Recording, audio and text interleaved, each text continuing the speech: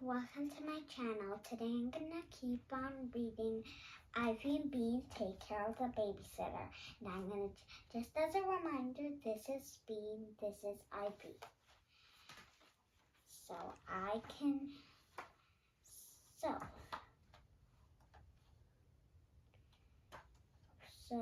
the story we were doing before was the part she meets Sophie W. She says she has dirt at her house, and together they go to her house.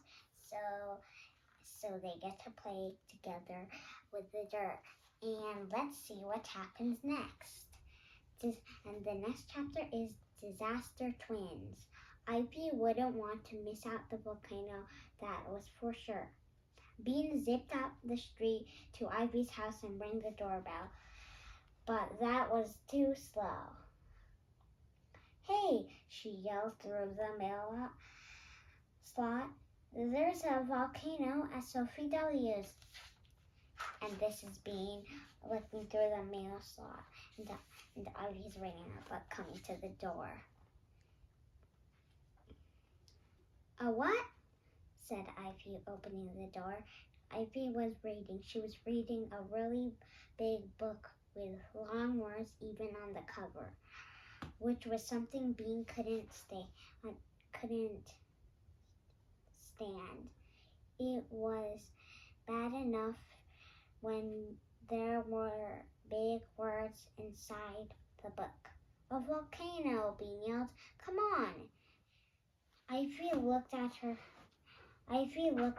book. Bean rolled her eyes.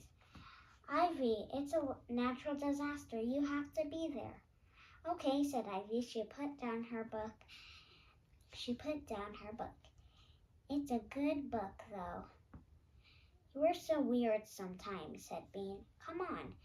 The two girls ran back to Sophie's house. Leo was there now, and Sophie and Prairie's little brother, Isaiah. When she got to the yard, she fell onto the grass. "Earthquake," she hollered. Volcanoes made the earth shake too. Volcanoes and earthquakes were like disaster twins. Ivy grabbed a bush and shook it back and forth to show that the earth was quaking. Sophie W. and Prairie pretended they were being crushed by falling buildings.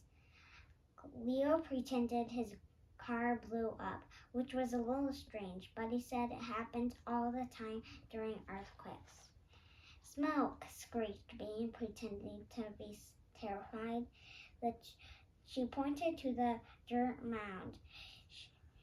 "She's going to blow." They all stopped what they were doing and took the mound of dirt. "It would be better if we had real smoke," said Sophie S. "It would be better if we had real lava," said Bean. Ivy glanced around the yard looking for lava. There wasn't any, but she did see a hose lying on the lawn. She picked it up. "That's good," said Bean. "Water flows just like water." "Yup," said Ivy. "But how are you going to get it to come out of the top of the dirt?" They all thought about that for a minute. This is Ivy picking up the hose, and this is Bean. "I know," said Prairie, her eyes shining. "Let's stick him inside." She pointed to Isaiah. We will dig a hole at the top, and then we will bury him with the hose." Isaiah looked worried. "If we bury him," said Bean, "he won't be able to breathe." Isaiah nodded. "We'll just dig a hole," said Leo. "We won't bury him. It'll be like a sacrifice to the gods," said Ivy in that dreamy voice. I'm going home, said Isaiah. He ran. Prairie caught him. She promised to give him her stuffed seal, 3 glow sticks in the dark stickers, also a lollipop the next time she got 2. That was a lot, just for being the lava. Isaiah said, okay. It took quite a while to build the volcano. At first, they tried climbing to the top of the mound to dig this crater.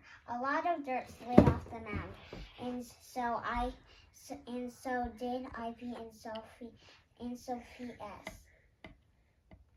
In the end, they decided to smash down the dirt in the back of the mound to make steps, and then dig an Isaiah-sized crater near the top.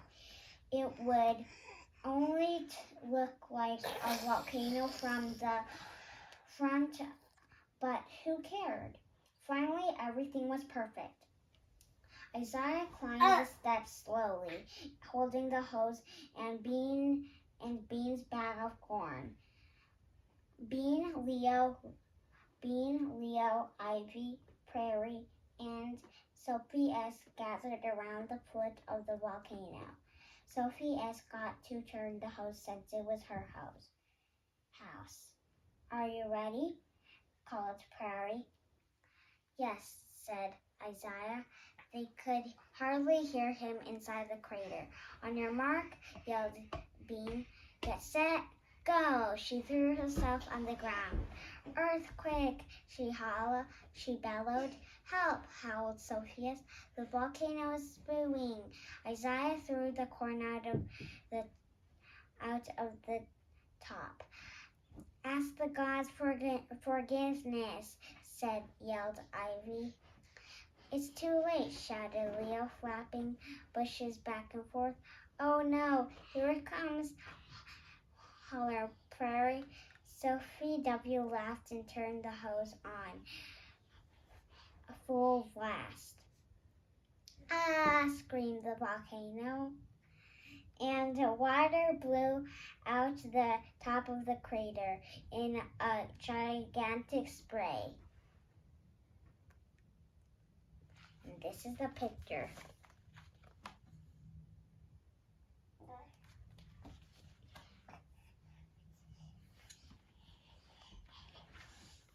Bean was sopping wet.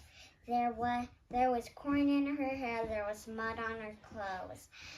She was crawling through the burning lava to bring life-giving corn to hungry townspeople.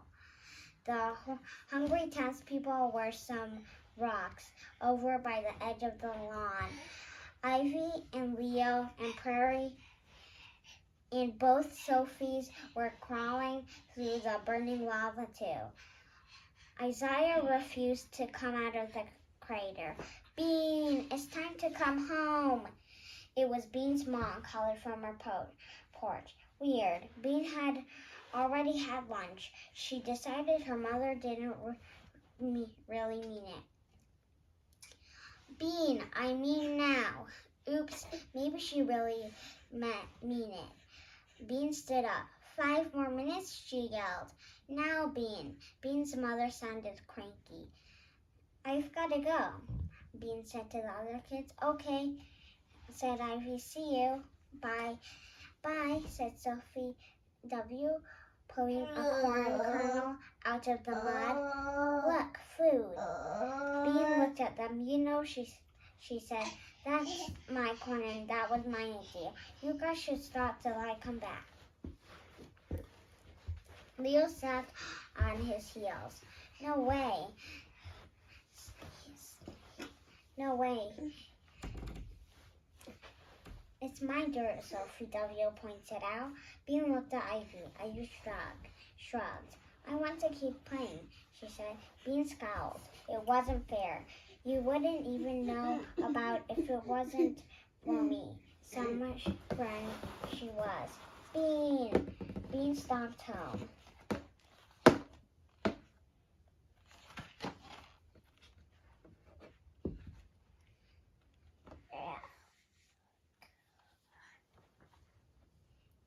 And that's the end of the chapter. So we're gonna meet on the next video, and the next chapter is called The Special Experiment, and on the next video we will do the next chapter, which is called The Special Experiment. And let's see what special experiment Beena is going to do. Bye! And please remember to press subscribe and give me a big thumbs up.